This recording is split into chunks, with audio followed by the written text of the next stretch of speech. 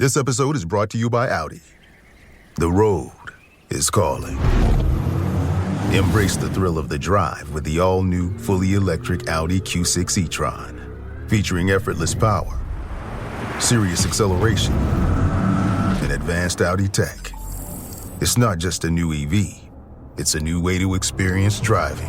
The all-new, fully electric Audi Q6 e-tron is here. The next chapter of Audi starts now.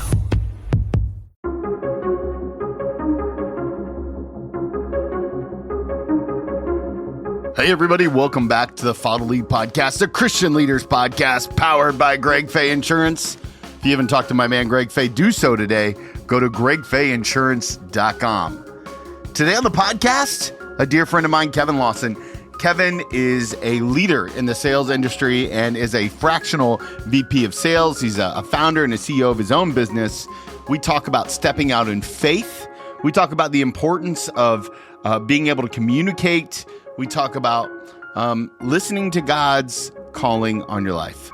Such a great conversation with my man, Kevin. Do me a favor, follow him or connect with him on LinkedIn. Let him know you heard him here on the podcast. It goes a long way to share about what God is doing. So now, without any further ado, here's my conversation with Kevin Lawson. Kevin, thank you so much for being on the podcast. I consider you a dear friend. We have been meeting with Corey Swan and Tim O'Neill for the last 7 months, doing kind of how would you describe our group, actually? I would describe our group as an iron sharpening iron group. So we're part mastermind, part problem solver, part therapy for a solo practitioner that's trying to find how not only we take our wares of sorts to market, but also how we live into our faith journey along that same path. I'm glad I asked you because I would not. That's a really great explanation compared to. I was like, we get together and we help each other just stay focused. I mean, well, it's basically we're evolving from "you're pretty, I like you, this is fun" to "oh, we're going to be thoughtful about this. Let's do some big stuff. Let's go out and charge forward." I love the kind of work that you do. You are a fractional VP of sales. You own your own business, Lighthouse sales advisor. You're also a father. You're a husband.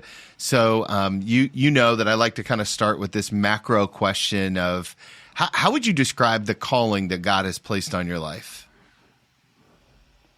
You know, the calling is interesting, and it came to me in two different iterations. The first was I was working for another company, a great company. I had a national sales team. I was, working with them, helping small business.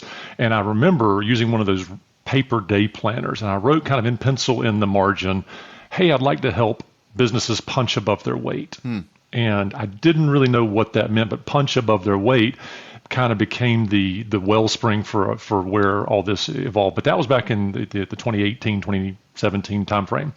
And because I was using a paper planner, I would go back quarterly and review my goals and that kind of stuff. And I said, what does it really mean? Help businesses punch above their weight. And so I was just kind of reflecting on that statement, and I thought back to my days as a child and my father having a home-based business, being an entrepreneur. He was an importer, so I had that front row seat as a budding 10-year-old onto what it means to own your own business and kind of obsess over your schedule and your life and how life and work come together. So I'll get to work as worship in a moment. But then, so fast forward a few years, and I'm in college, and I'm thinking, boy, I really want to go into sales and grow my professional experience because, the rumor has it that salespeople do cool stuff, go cool places, and eat great food. And that's kind of the expectation I had set as a graduating from high school and into college and my college life.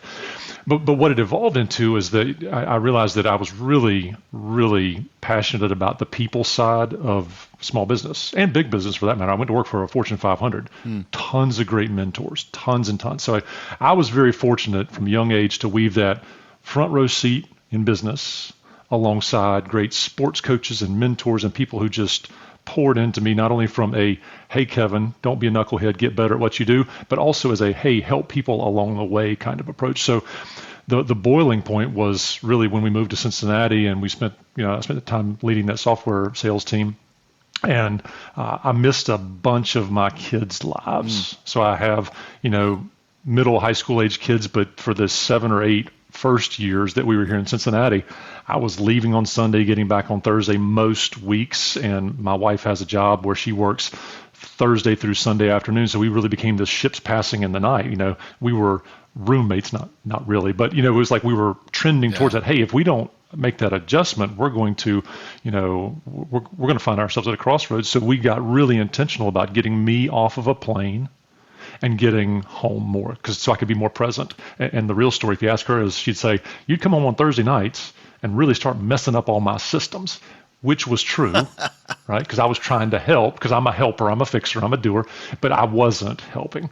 So it's a fun story now, but at the time we're like, hey, we got to figure this thing out. We've been married now for 21 years, and it's a great journey, but we have that ability to play off of each other's hand and go, okay, this is or is not working, and this is how we can think through the right solution. So that's a really long way of saying all that bubbled up to the idea that, well, I can start this home-based business. I took a short stint here leading a sales team locally during the early part of COVID, but then opening this business 3 years ago allowed me to take all that experience with all those small businesses, distribution, manufacturing, people, and really, especially when I was selling the accounting software, I got to see all the same problems over and over and over.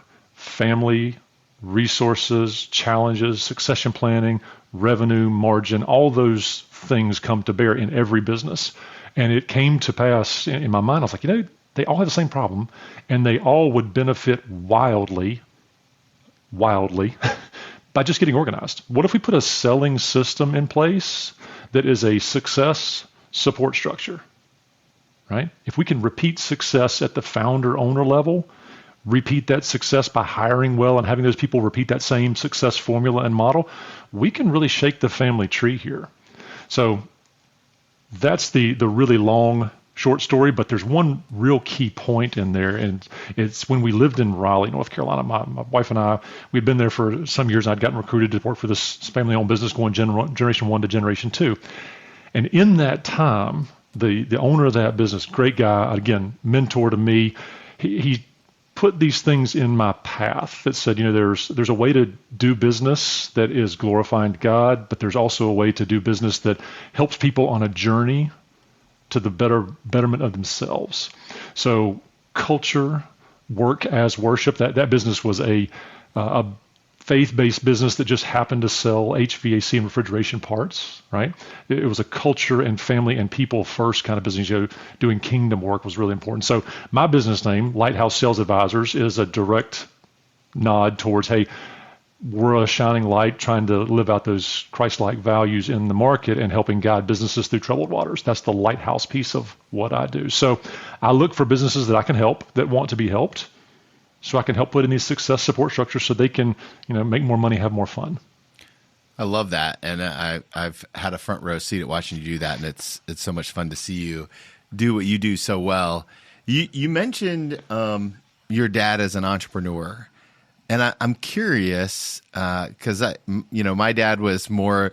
He was a part of an HR. He was an HR guy in a refractory furnace company for a gazillion years, like literally a gazillion. And so what did you learn about entrepreneurialism and about being a business owner from watching your dad that maybe you hold on to today, and maybe things that you are definitely not holding on to?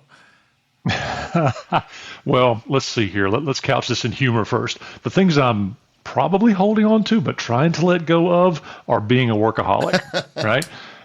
Come down to the bottom of the stairs, turn left, I'm in my office. I have a home-based business as well. So I'm trying to let go of that. He was an importer, so the suppliers were across the world, i.e. different time zones. So, 2 a.m. conference calls were not infrequent. So the fun thing that I like to remember is the obsessing over the customer, right? My customers are business owners. So obsessing their problems, not my solutions, is really important. So when I go to meet potential new customers, I say I drop my products at the door.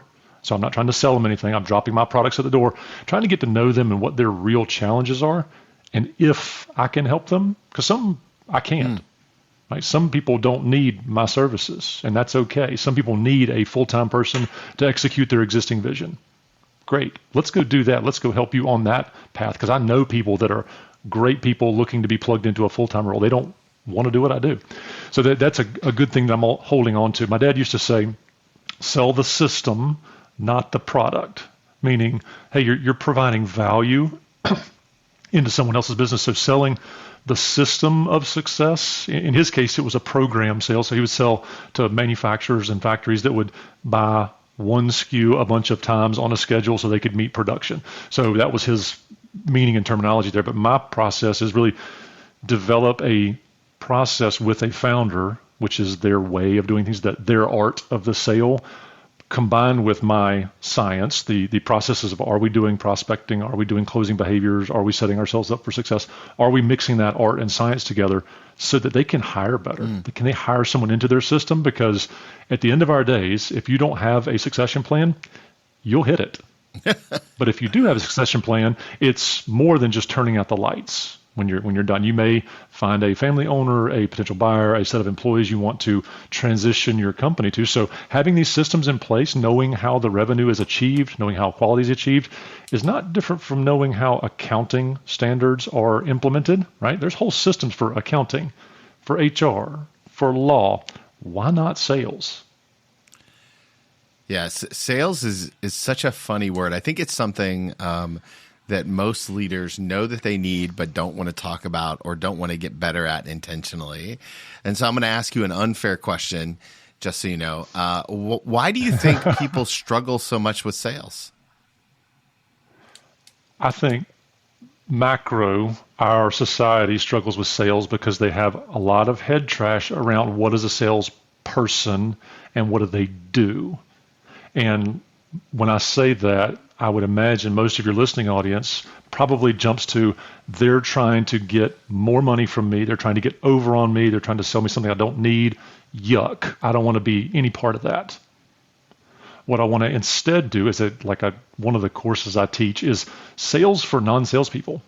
So I strip away all the words and terminology like quota and CRM and call reports and commissions. I strip away all those terms and I talk about, hey, how do you make friends?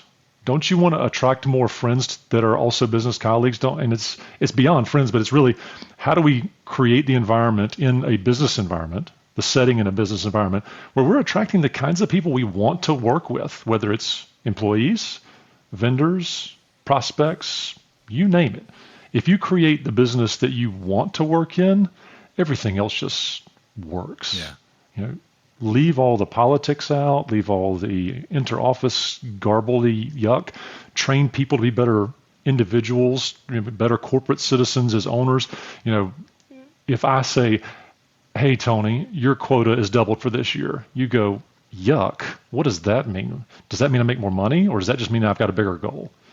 Let's strip all that away and say, okay, we want to target people who look like, act like, smell like, do like this. We create that persona, that ideal client that we want to serve, that we can serve, that want to be served by our solution or product, and then we focus on them. Instead of saying yes to anybody who walks in and we'll form fit our solution to whatever they want, which means we're subservient, by the way. We're serving only their interests, not our mutual interests. If we can dispel that as a goal and say, we've got a solution, commercially facing, that we can take and help people in their business, with their customers, along their path to success, whatever that is, so long as it's not stepping on someone's throat to win, we can do that.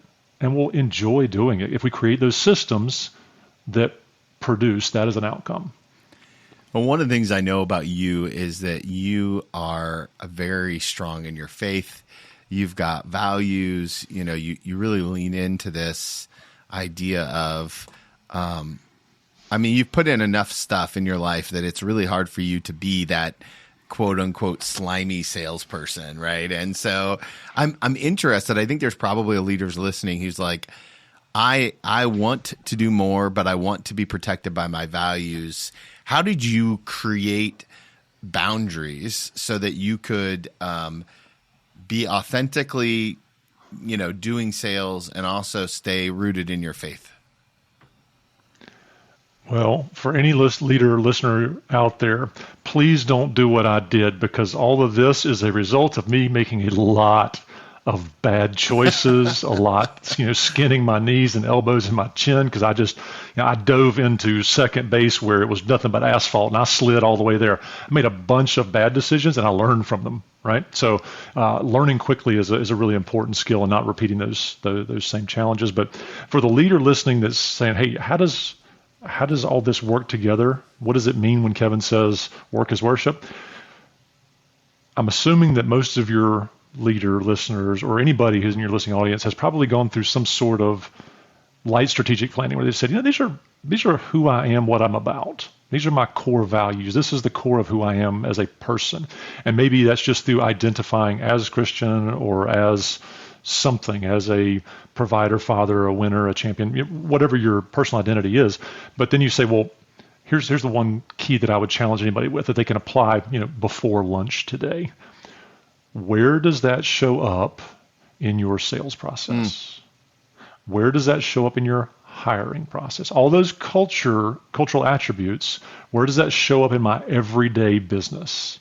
If I say I am a Christian and I identify with putting others' needs before mine, but every day I'm trying to get from others, whether they're vendors, customers, employees, and I'm only thinking about my personal bottom line, I'm probably misaligned.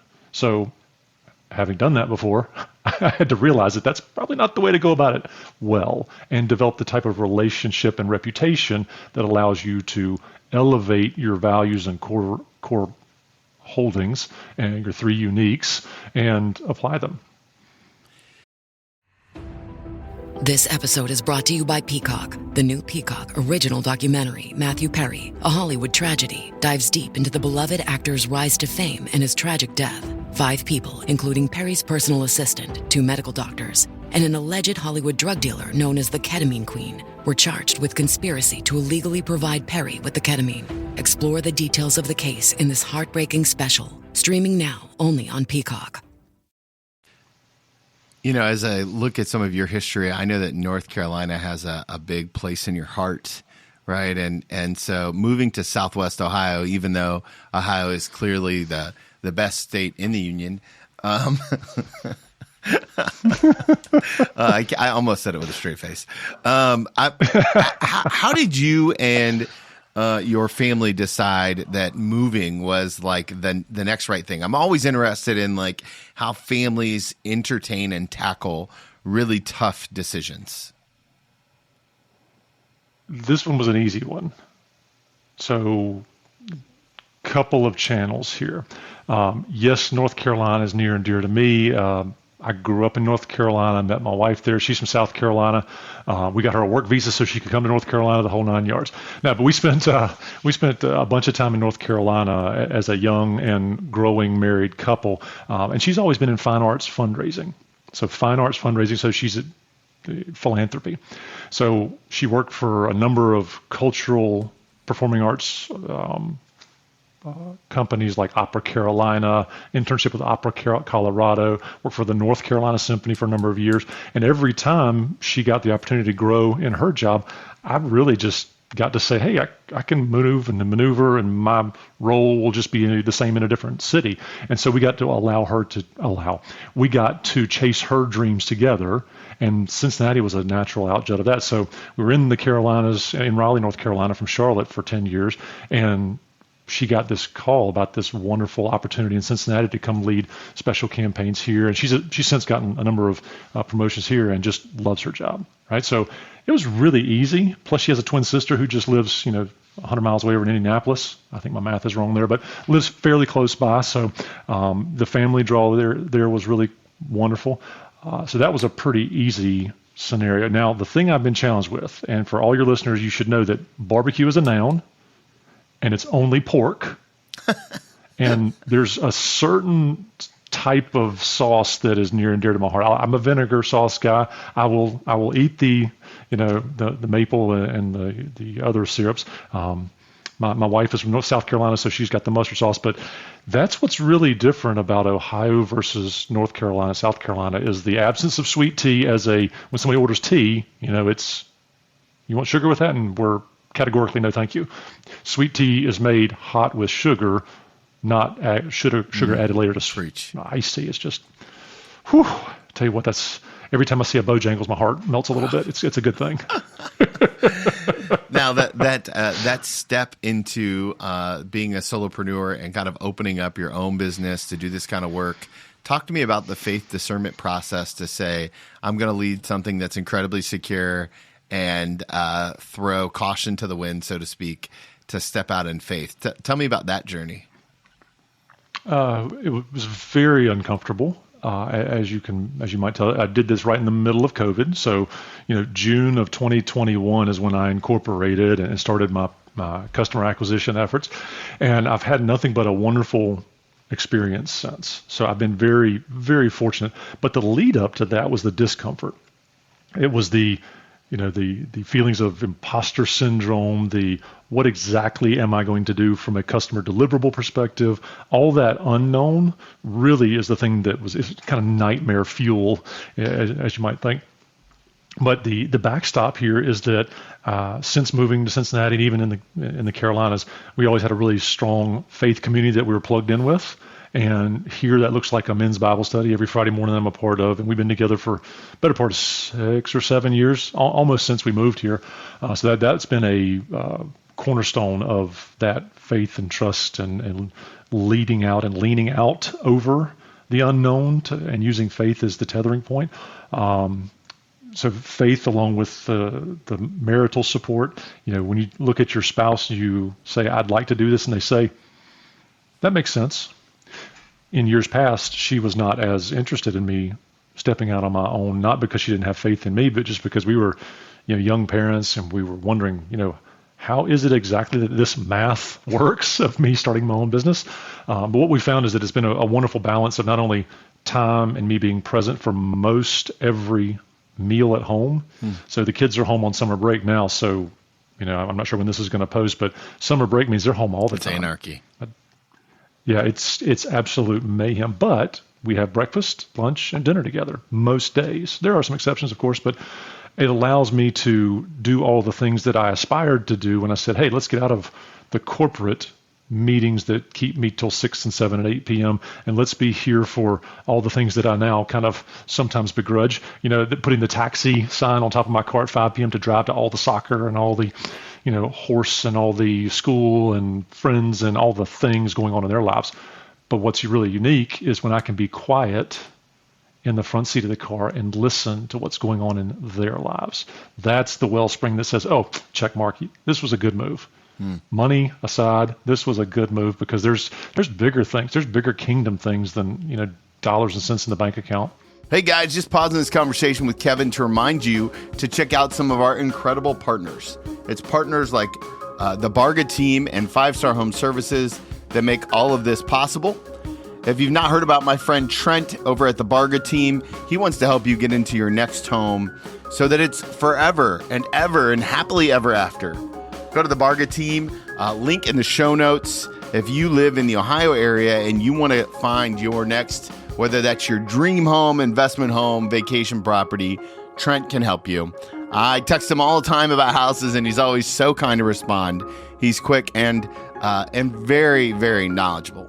Speaking of knowledge, when I have an issue with my home, it's 5-Star Home Services. Not only do they help me, but they also help some of the nonprofits that I work with. So go to my5starhomeservices.com. If you have any HVAC, plumbing, or electrical needs, they have a profit on purpose mentality, which means that they give back as much as they serve. So thankful for Christian and the team over there. Again, go to my5starhomeservices.com. Tell them Tony sent you. Now let's finish up this conversation with Kevin. How do you teach that to your kids? Right? I know that you and I both have older kids compared to some of the other people in our group. I'm always interested in stealing great practices or on like how you're developing that kingdom mindset with your kids and leaning into that. Your kids have obviously watched you take this leap of faith. How do you talk about it? How do you lean into it? How do you get them to see that on the other side of obedience is a fruitfulness?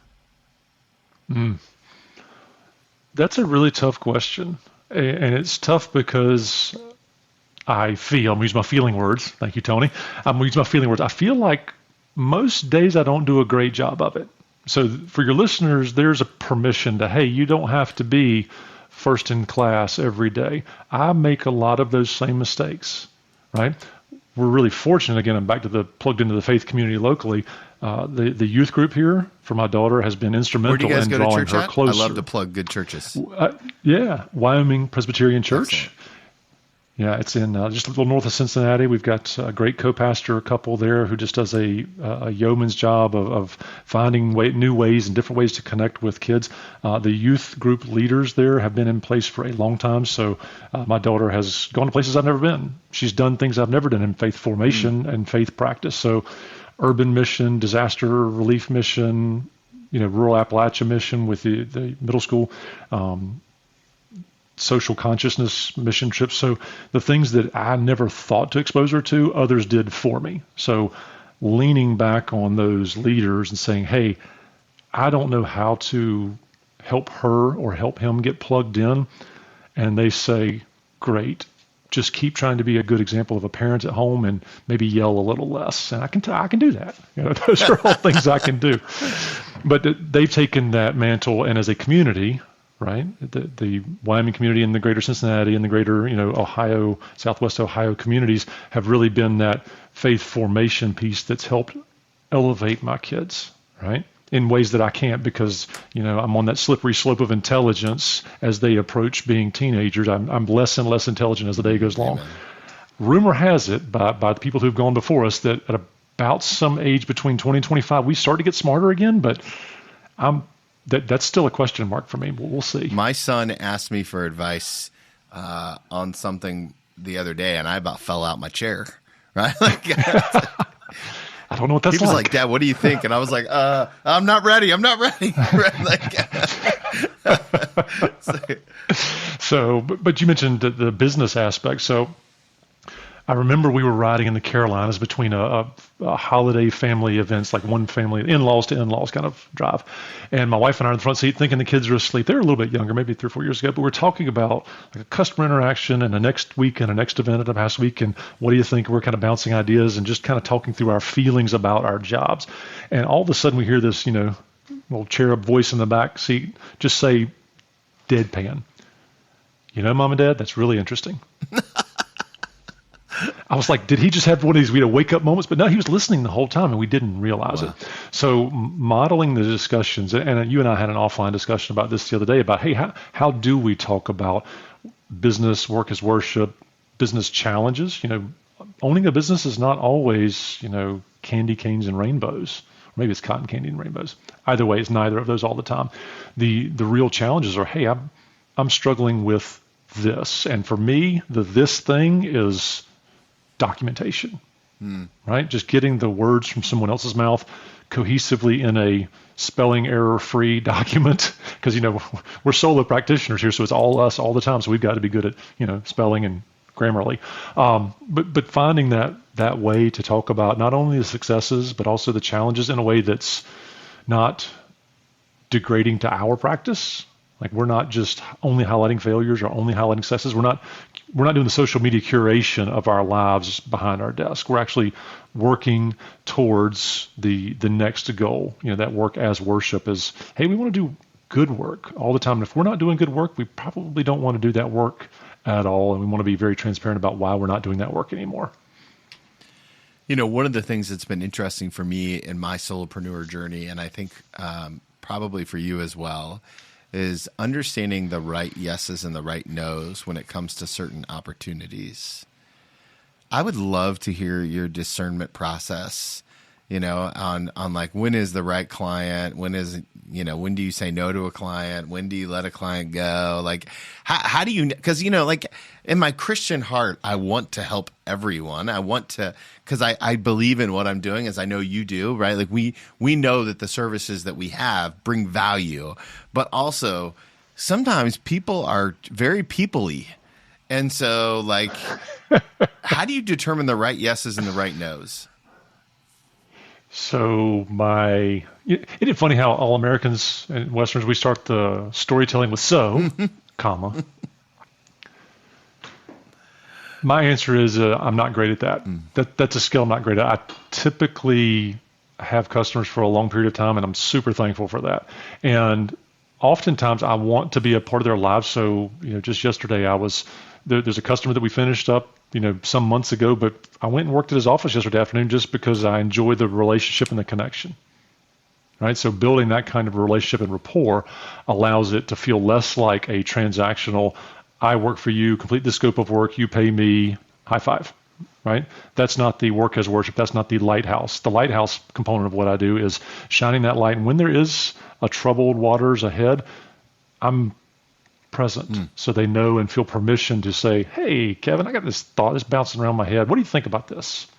That's when I know that we've crossed the transaction to friendship and bonding over building better businesses. Because at the end of the day, we're building better businesses. And I don't think I said this earlier, but the reason I started this business in the way I started it, as opposed to some other flavor of consulting, is most people have had a really tough boss. You could say bad boss or put some other descriptor in front of that.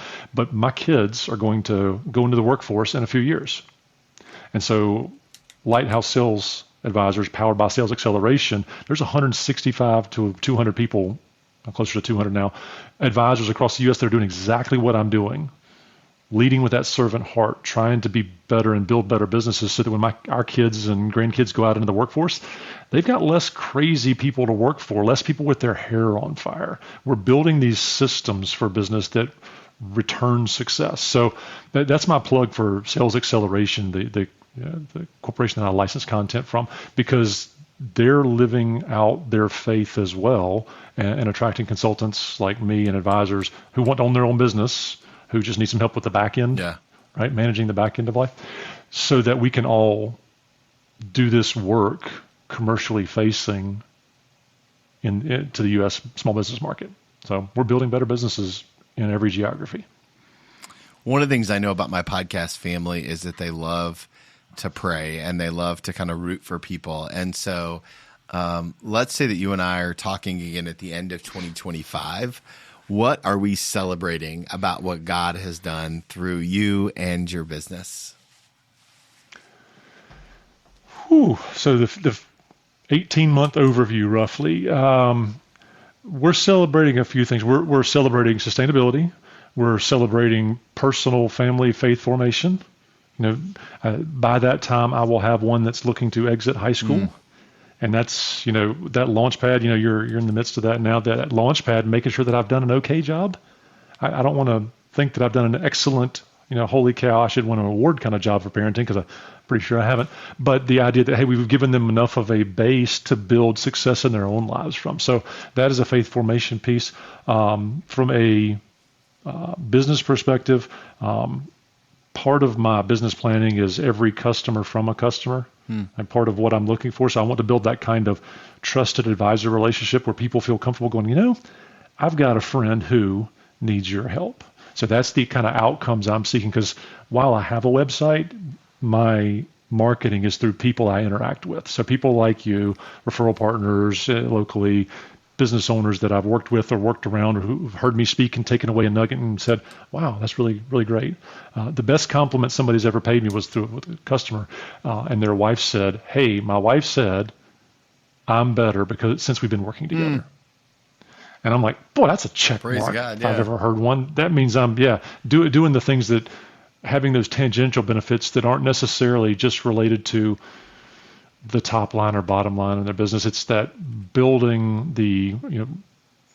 people to a place that they weren't quite getting to on their own, but with a little bit of help and encouragement, they were able to ascend the next level of their growth and platform, and have that be glorifying to God. There's no discounting when God is glorified, right? Now, how many times in your secular world do you talk to people and they go, boy, that's a glory moment in my business? Or, oh, wow, the Holy Spirit showed up in that moment.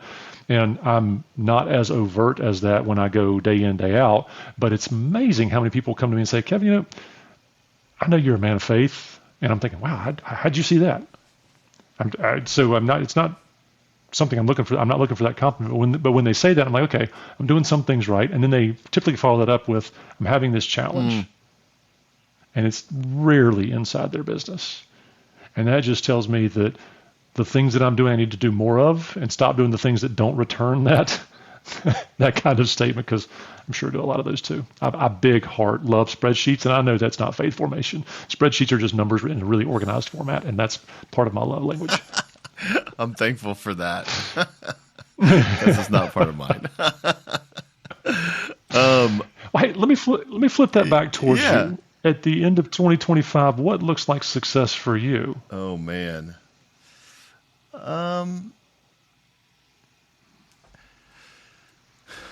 You know, you and I have talked about this offline, obviously, but I have a deep desire for this podcast to really be a bigger part of the work that I do.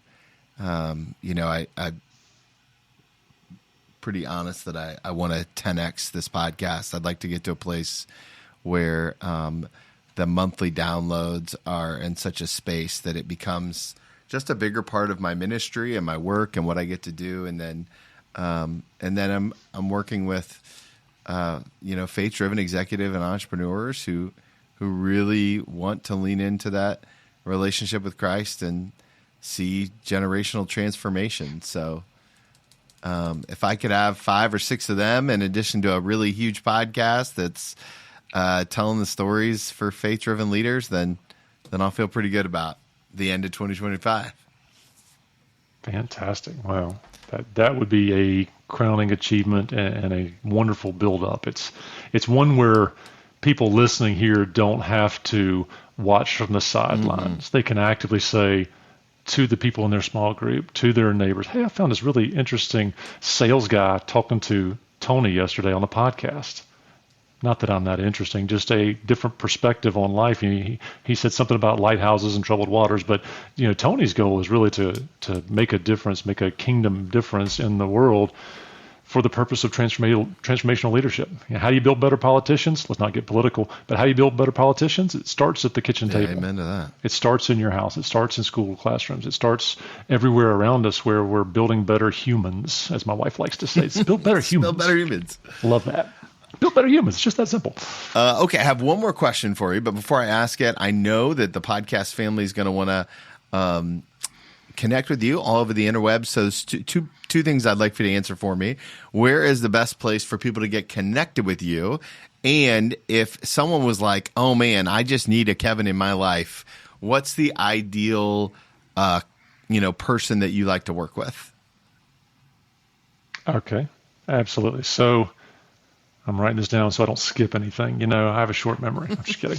So where can people get connected to me? So I am very active on LinkedIn. So if you want that public-private kind of conversation where I'm sharing tidbits about how to build some of these structures and what to look for when you're building your own version of a sales infrastructure, life and business colliding, hit me on LinkedIn. I'm fairly active there. I'm there daily, if not weekly. But if you're looking for a more private kind of, hey, I have a question, Kevin, be happy to donate my brain to your cause to make your life a little bit better. I have a website, lighthouseSalesAdvisors.com. There's a contact us page there. It goes right to my email. I'm a solopreneur. It comes right to me and nobody else. So that's a private way of getting in touch with me directly. People can also reach out to me on my email address, Kevin@lighthouseSalesAdvisors.com. And that's all plural, advisors.com. So those are 3 ways where I think people can get connected with me, or just be a lurker, lurk around my pages and find content that I publish. You can follow my newsletter as well if you want to subscribe to that. My ideal customer or person I like to connect with, if you are a professional services company, a distributor, a small manufacturer, think small for me is less than 10 salespeople on staff. So if you're a founder trying to escape that paradigm of being the only seller for your organization, you are my ideal client. Up to about 10 people, because there's just not enough of me to go around. Typically, when people get 8 or 10 salespeople, they kind of need somebody full-time. So I typically work with 4 or 5 companies at a time in a fractional basis. So that means they get me part-time for a long period of time until we build that system that they're ready to hire somebody full-time. That's my purpose, is help your business on your path to getting somebody full-time. Your sales, your revenue, your people, your span of control has grown to the point where you need that kind of effort. I know a lot of people, so this is not just about me. So I work with a lot of other great fractional leaders like yourself, Tony. I mean, coaches that help people and their teams. If you're looking for a resource and you're like, shucks, I can't find the right person. I had somebody reach out to me the other day, says, I'm trying to find somebody that does good marketing, like awareness marketing. I'm like, oh, I know a lot of people. I'd love to connect you with a few people. But let me ask you a few more questions. And we got really specific on their market, and I plugged them into two that I thought could do a really good job for them. And guess what? They're already connected and already doing work together. So it's that kind of way I like to help people. If you're ideal for me, if I can help you. So think small business, business to business sales, or if you don't have enough leads, don't have enough high enough close rate, or don't have enough customer stickiness, like people buy once and then never come back to you. Those are areas where I can say, we can make your life better by tweaking some things. Had one customer reach out to me. He's in a services business. They do construction services, post-construction services. He said, Kevin, after the first month I worked with you, we went and had our 2 highest closing months ever. And I said, well, what happened? He said, well, we closed 60% of our deals, which is double what we've been closing. Wow. And I said, why? And he says, because we got really intentional about how we systemized our closing process, our opening and closing process. And just by virtue of that, we take somebody who is doing well, closing 30% of their opportunities, to doing really well with 60% of their opportunities. And it all came back to time management for them. We just figured out how to manage their time so they had time to close more and not lose deals because they weren't able to get to them in time. So really great success story about how somebody 2x'd their business in a very short amount of time. Now, I'm not going to guarantee that for anybody. Please don't hear me say that, but hear me say, I love helping people. Love that. Okay, last question I love to ask people. It's an advice question, except I invite you to go back in time and give yourself one piece of advice. Right, so I want to take you back to the day where you first started as a solopreneur. Right, your very first day, you walk down the steps from the upstairs, you turn left into your office, you're staring at your computer, and you realize it's just you and nobody else. If you were going to go back in time and go to that younger version of you and give him one piece of advice about the journey he's going to go on, what are you going to tell him? I'm going to tell him, stop trying so hard. I started trying to connect with, please, and serve everybody. Anybody who would talk back to me, I would talk to, and I realized that they weren't getting the most value of my time because I was so distracted, constantly switching gears between, this type of customer, and then manufacturing, and then service, and then SaaS, and then on and on and on. Trying to talk to 40 different verticals in their terms. I was trying so hard to show that I knew what I was talking about. Instead of getting really specific on what I do, why I do it, and who I do it for, and looking for those people. If you had asked me that question about who are my ideal clients, 3 years ago, I said, any small business owner that has a sales cycle longer than a week. That's just too broad. People go, okay, I don't really know what that means, Kevin. Aren't you in sales? Don't you know how to do that a little bit better? But when I land on it, say I'm looking for the owner who's trying to escape the paradigm of being the only seller, who is thinking about what the future looks like when they want to transition the business, or a sales team where they are just stuck at a revenue plateau in professional services or distribution or manufacturing, and they just can't seem to get up to the next level.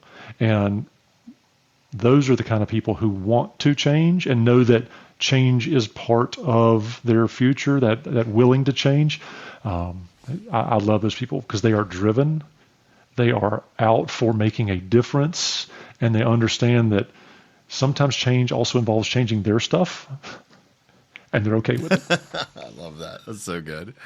Kevin, thank you so much for being so generous with your time today. Thank you for your friendship and for being willing to speak into my life and to speak into all the lives of the podcast family. I truly appreciate you and your heart for building the kingdom. Well, thank you for having me. Always good to spend time with you. And if we were any closer, we'd be breaking bread for lunch today, because that's always a good time investment. Amen. I told you what a great conversation about Kevin. I especially love the way he talked about his dad and being an entrepreneur. As a father myself, I'm always wondering the kind of impression I'm leaving on my boys. So I thought that was a really fun part of the dialogue. In addition to that, I really appreciated Kevin's heart for the Lord and just his willing to be obedient and step out in faith, and the way him and his wife kind of work together to lean into their God callings. Again, connect with Kevin on LinkedIn. He's a great friend. And if you need help in the sales department, if you need help figuring out how to build a framework, Kevin is the guy I recommend. All the links are in the show notes. Check him out. Tell him that you heard him here on the podcast. As always, guys, I'm thankful for you, for our partners, but really for the podcast family. Without each and every one of you sharing and talking about the show, it would not be possible.